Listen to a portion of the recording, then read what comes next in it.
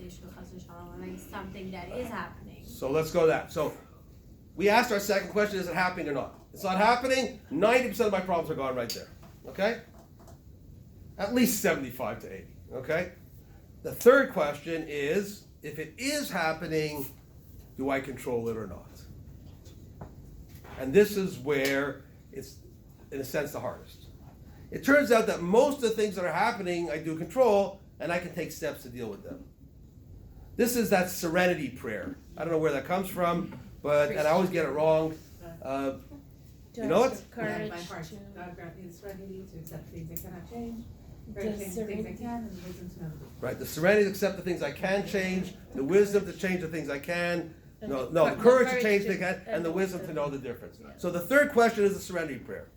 I need to be able to look at the problem and say, do I have some control here? If I do, deal with it. And people are good at that. Where people run into trouble is trying to change things they have no control over. Like kids.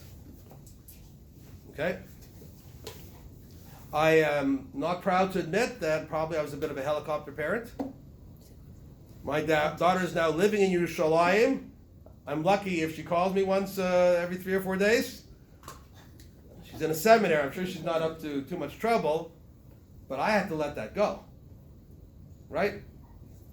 I have no control. I didn't have control either, but I maybe thought I had a little. None now.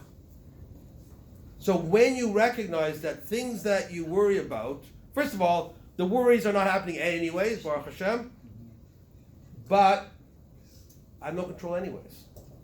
So when you accept that there are things that you cannot control, it's also stress relieving. There's nothing I can do. And that acceptance can also be very healing.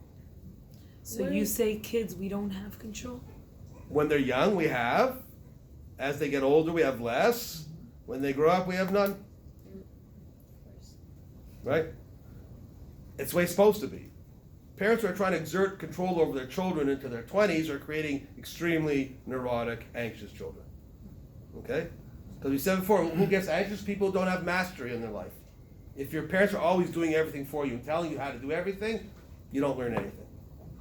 So just to summarize, if you see any changes in your physical health, by the way, if you actually have changes in your physical health, don't go, I'm sure it's just stress. I saw this talk by Dr. Miller, right?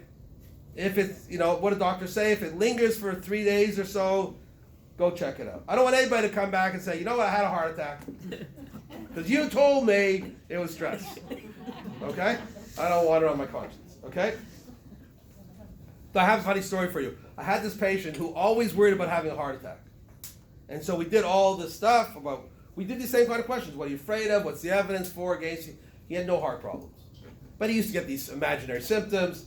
Anyways, he did well. He was cured. He went away. 10 years later, I got a call from him. I need to come see you again. Okay, sometimes people need follow-up. They need booster. And I said, what's going on? He goes, guess what? I go, what? He goes, I had a heart attack. I said, that's what you came to tell me? He goes, no, actually they put a stent in, and now I'm worried the stent's going to move, so I need a little bit of refresher to not worry about things that aren't happening. He says, but I have another reason I came in. I said, why is that? He goes, you know all your patients who think they're having a heart attack? When you actually have one, it doesn't feel like anything when you imagine having a heart attack. Right? And he actually said it was really weird. Because all these years I was afraid of this thing. And then when it was actually happening, I was scared, but it was okay. Because I knew it was real, and I knew all I had to do was call the ambulance, and the rest was out of my control. And even that was soothing. Okay?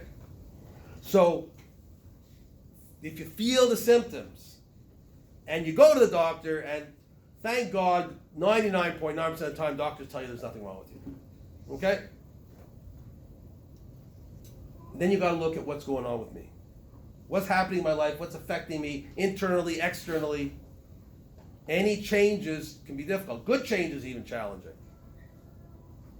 Once you have that, you ask yourself, what is going on?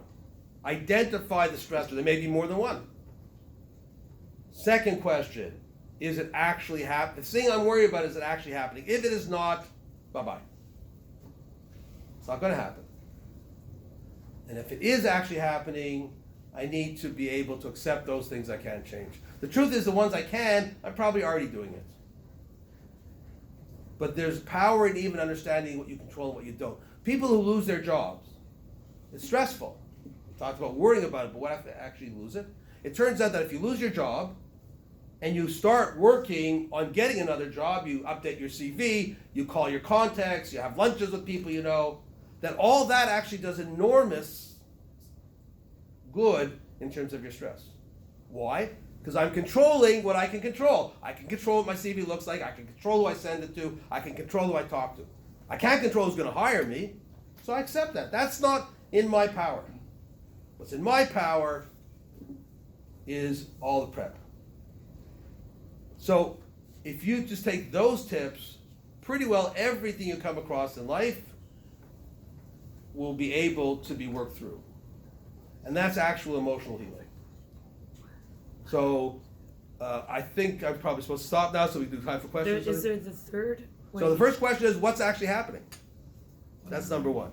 Number two is it this thing that or what am I afraid of? What's going on? What is this inyan? What is this thing in my life? Then I ask myself, is it actually happening? Or is it some future fear? And then the third question is, if it actually is happening, do I have any control over it? And letting go of the things you don't control could be quite therapeutic as well. By the way, this even happens for things that are real. People have illnesses. Even then, we can exaggerate our fears. Okay?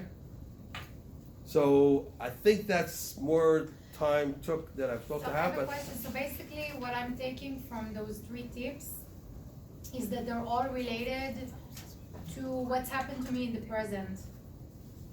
I'm looking to see what's going on in my life now, right? Right now, like I can't like, when if like I'm having an anxiety or if I am having